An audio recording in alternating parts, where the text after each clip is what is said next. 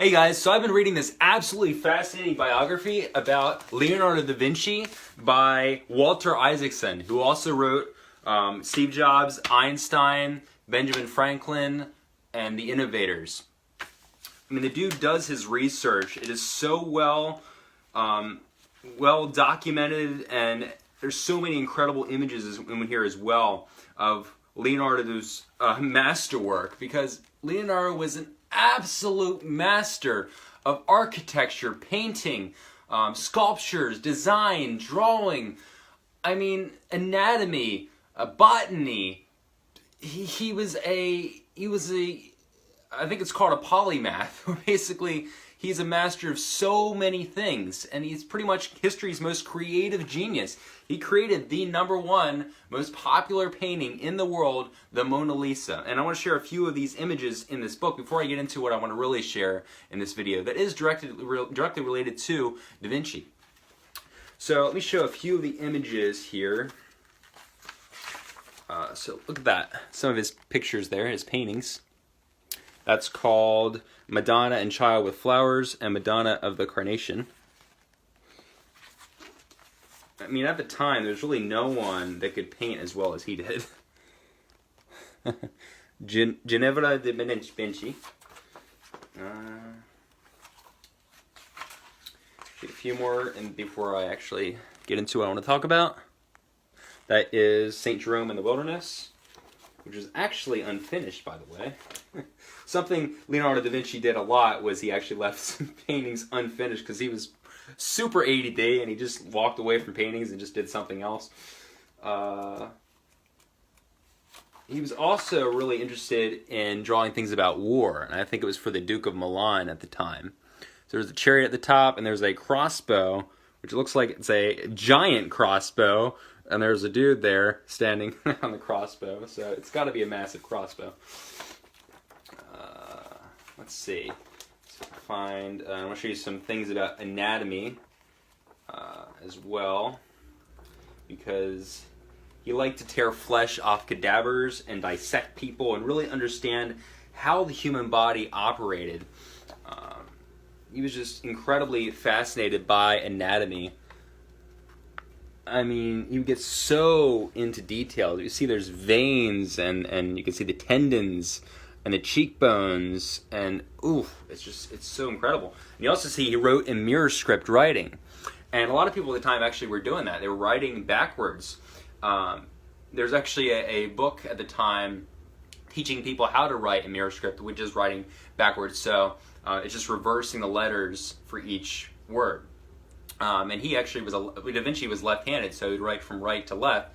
And in order not to smear anything on the page, he would use the mirror script writing to allow him to keep flowing in an even way and get his information on paper. And he used pretty much every space on a piece of paper to divulge his mind, anything that was going on in his mind, even to-do lists.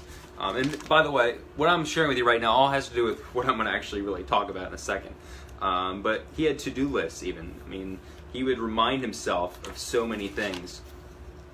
And Da Vinci was also gay, so he'd also remind himself to look at naked men as well. But other than that, he would also remind himself to do incredible things. I don't think he actually got this done, but one of his to-do lists was so the measurement of Milan and its suburbs was one of his to-do lists. So Milan was a giant city at the time in Italy, and he wanted to measure Milan and then draw it. This has a practical purpose, as revealed by an item later in the list, draw Milan. He wanted to draw the entire city. The guy was absolutely just out there and such a moonshot thinker and so genuinely curious about everything. And he was just so fascinated and curious about everything in life, and that's what I want to dive into. So, Da Vinci was curious about life, about nature, about people.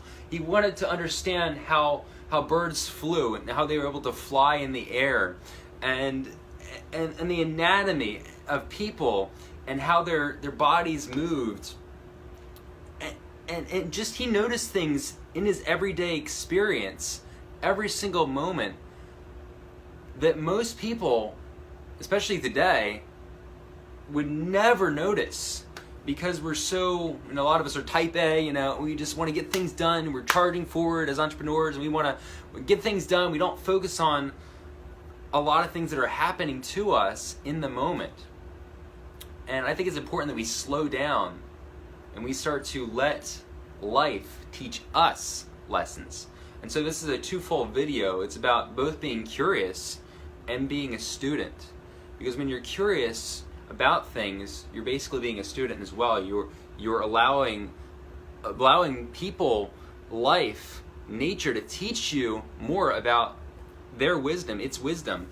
And so be a student, be curious. When you're talking to someone, seek first to understand, then be understood, right? Really seek to understand what someone is telling you, and try to find the deeper lesson in what they're saying. When you're reading a book, try to find a deeper lesson in those words as well.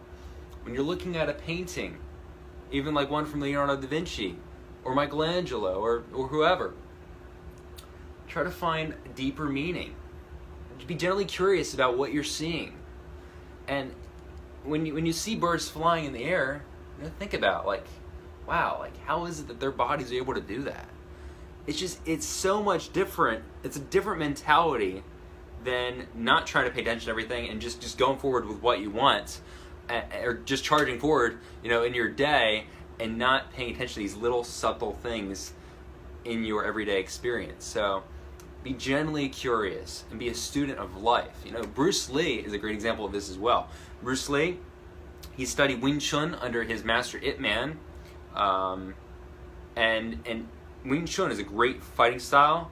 It had nothing to do with Jeet Kune Do, though, which is what Bruce Lee eventually created based on Wing Chun. So there were some similarities, but Bruce Lee basically took Kung Fu, some elements from Wing Chun, and made his own style into Jeet Kune Do, and he was a student of Wing Chun. He was generally curious about how martial arts and how the human body and philosophy and Buddhism to create this new style. It's very popular today, obviously, especially because Bruce Lee is pretty famous now. But try to dissect, just like Leonardo dissected flesh off of people. Dissect the meaning behind certain things. Probe deeper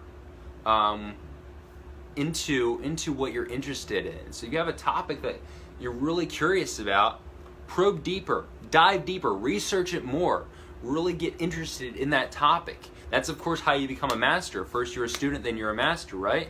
In order to be a master, you need to know something well, and to know it well, you need to be genuinely curious and to really dive deep. So that's my message for you today. Be a student of life, nature, everything, really. It's a different mentality, like I said, and it might be a little bit challenging to just slow down and notice things. I know I especially have ADD. Like Leonardo, he would leave a lot of his paintings unfinished and just walk away and do something else, because he was always focused on so many different things, always curious about things, so many things. He didn't just focus on one thing for a long, long time.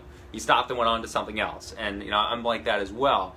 And a lot of people are, and if you have ADD, watch this video, you know what that's like. But you need to slow down and just really allow life to teach you what it needs to teach you. So that's my video for you today. I'll have a video for you either tomorrow or the next day as well.